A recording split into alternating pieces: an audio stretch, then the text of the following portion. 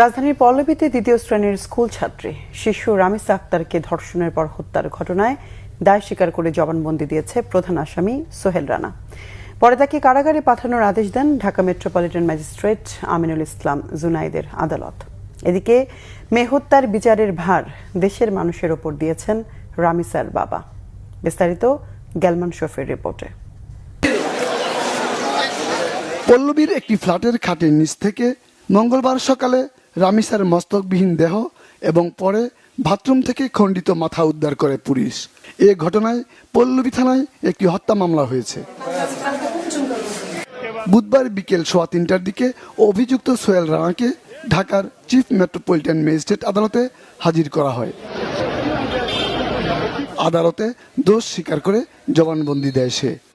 দুইজনে একজনে 164 প্রদান করে স্বীকৃত জবান প্রদান করে, আর অন্যজন সে করে নাই। তার দুজনকেই পরবর্তীতে বিজ্ঞ আদালত জবানবন্দি গ্রহণ করার পরে দুজনকেই সিডব্লিউ মূল্যে জেল হাজতে প্রেরণ করে।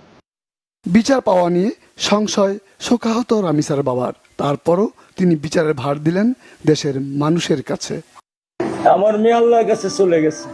আমার মাসুমের বাচ্চাটা কি অপরাধ করছে, নির্মম ভাবে আমার বাচ্চাটাকে হত্যা করলো।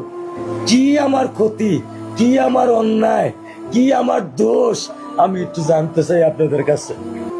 আমি এই বাচ্চাটা ছাড়া আমি থাকবো কেমনে? আমি কেমনে আমার এই কলজা টুকরা ছাড়া আমি থাকবো?